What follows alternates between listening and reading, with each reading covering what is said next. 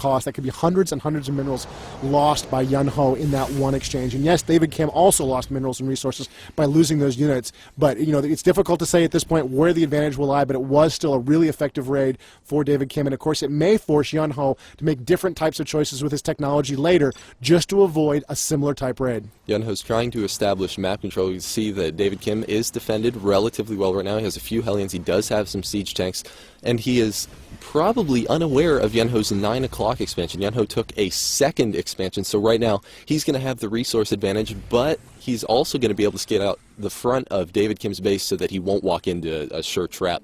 Yeah, this is what he needs to see. He's got the observer in position, the siege tank shooting away, the blink up into high ground, to pick off a single siege tank, but of course there's a cooldown on blink. He needs to get away. The Thors are closing in for the kill. He needs to buy himself, and there's the blink. He got the blink off in time, and he got away with the rest of his forces. Still, a little bit of a beating he took there for not a lot of gain. And here we see is another response from Yun Ho moving onto the board. This is a warp prism. This is a unit that you can use to transport units, but you can also use it to create a power field. And this is incredibly important for the Protoss because he can use this power field to warp in forces anywhere he wishes. Now, David Kim mysteriously has managed to main control that one watchtower, so he may have seen that warp prism fly by.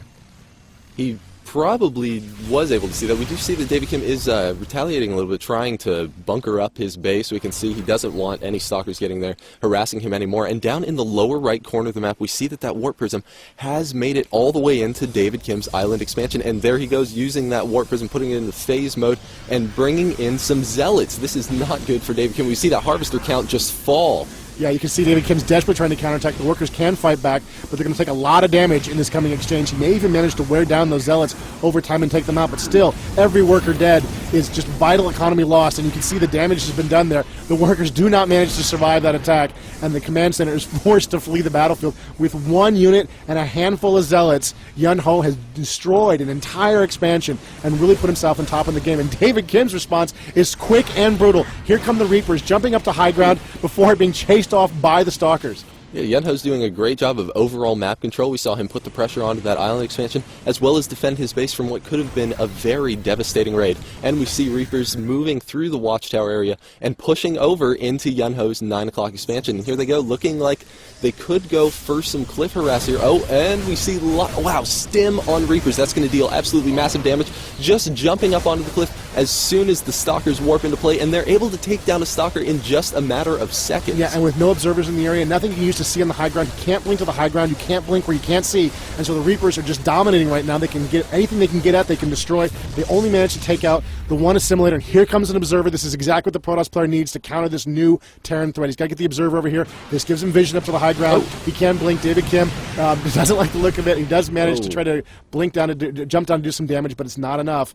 And the Stalkers overwhelm the Reaper attack. Yeah, David Kim thought that he could jump off of the cliff, harass a little bit, and then jump back up. But little did he know that Yun Ho was already in position with an observer. Yeah, and just the jump down and the jump up cost him some very, very important time. But it looks like David Kim has got a huge force now moving out of the map. David Kim has built a planetary fortress at his high yield here, which is a vital, vital benefit. Looks like the Zealots are going to stay and play there, guarding that location. David Kim over on the left-hand side of the map, pushing up against the Protoss. Major battle about to occur right here in the middle of the field. Oh, we see the Stalkers trying to blink away. Yun Ho is right now fighting a two-front battle. David Kim has a really good position at this point in the game, and he's going to be setting up camp out in the middle. The siege tanks were in siege mode. He's going to be falling back to the Xel'Naga watchtower, putting them in siege mode. Once again, he really wants Yun Ho to try making a push on him. Yeah, he really wants to maintain control of this position. He really hopes Yun Ho will be foolish enough to come out here and engage with all those Marauders and Hellions. Look, he's got the Hellions up front, back against the Zealots. Oh, there's a Sty Storm. Huge, huge hit. Lots of damage. The Marauders can kind of tank that, but that's way too many hits.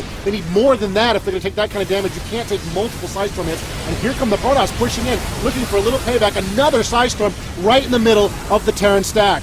Not looking too good for David Kim. Some great placement on those Side Storms from Yun Ho. He really used his tech advantage to overwhelm David Kim's army. He has the perfect counter to any sort of low-tier army. That Side Storm really, really turned the tide of battle, and he had enough High Templar that he was able to just storm after storm after storm. And there's the Protoss charge. This is looking really, really great for the Protoss right now. They've got a huge advantage. They've got a massive amount of board control. They've got a much larger army, and they're moving onto the board. The Terrans, of course, got to have some kind of response here, and it looks like the Protoss are moving down to engage this planetary fortress. You can see they're trying to tear it out. The Terrans, meanwhile, are repairing it rapidly, even as they're side-storming the SCVs. Meanwhile, the Terran force moves up right behind this force.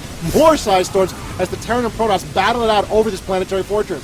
Oh, but it's not looking good for Yunho. He's been sandwiched in between a planetary fortress and a large army, and he's almost about to take down the planetary fortress, but no! Oh, the planetary fortress with sub 100 HP just barely lives. Unbelievable. Huge amounts of damage to David Kim's army. He loses a ton of SCVs there, but still, I think the advantage went to him. He wiped out that entire Protoss force. Well, a little sneaky shenanigans by the Protoss here. They've got some High Templar on the high ground using that Warp Prism. Maybe he'll do some damage up there. Meanwhile, it looks like a nuclear weapon from David Kim has been launched. He's got a medevac overhead trying to heal it. The Ghost is healed while the medevac picks him up, and the nuke lands, hitting the Nexus, failing to destroy it, but still doing a lot of damage as David Kim's forces roll in to trash this Protoss base. Oh, the Ghost just barely gets away. Good thing the medevac was there to heal him up for just enough right now. David Kim doesn't have sight, but oh, he throws down a scan, able to take down those Stalkers, and now it's looking like, wow, that Nexus is free reign. You can see the Thors using their special ability to deal absolutely massive damage to Yunho's base. And he's using some Side Storm on the Thors. It's a little bit of a mistake. He really should be going for a phase shift at that point. It's a new ability. He's probably just not 100% aware of it yet, but it allows you to actually get the Thor out of the action for a short period of time. And the Colossus moving in now. Again, also not a great one against the Thors, but they do a significant amount of damage.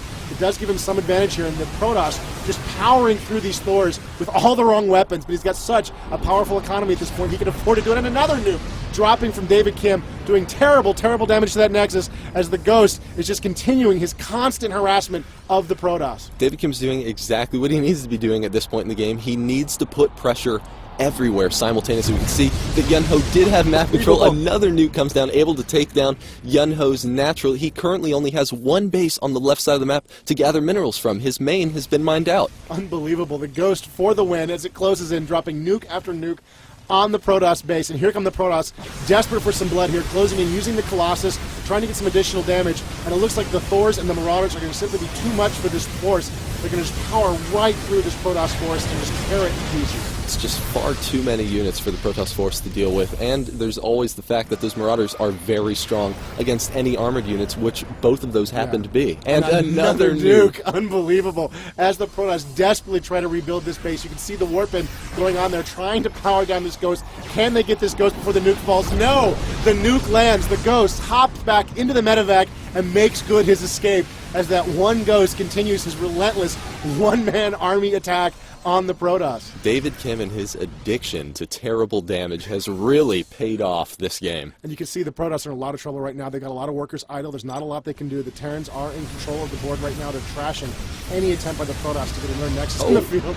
And he's got a nuke coming down right in position. exactly the right place. He wants to get the battle to fight here. The Protoss player may not have noticed the little tiny red dot. No, he has seen it, and it looks like he's going to back away. A nuke wasted, but still, it's bought the Terran player a little bit of time to try to get in position. He uses stim on his Marauders, and he's closing in for the kill. This is not the right unit mix for the Protoss right now. The Colossus can do okay against those Marauders, but still, the Marauders do a lot of damage against the Stalkers, and the Thor is very effective as well. If there had just been a few Zealots in there to distract those Marauders and Thor for just a few seconds longer, the tide of battle really could have changed. But right now, Yunho is having a lot of trouble keeping up anywhere on the map. He has been hit repeatedly, again and again, and right now he's even been forced to remote mine from his natural expansion. He's really just trying to hold out at this point for as long as he can to see what he can do to keep back in this game. There are some tech choices that might get him back in the game. He might be able to get some Dark Templars out to really get him back in the game, but he's in a little bit of trouble right now. And there's the GG. He decided he's not going to get to that tech advantage. He knows David Kim has outplayed him, and it looks like another win, unbelievably, for David Kim. A fantastic match between these two players. I love nukes. Yeah, absolutely. What a great game. Thank you for joining us for this StarCraft 2 Battle Report.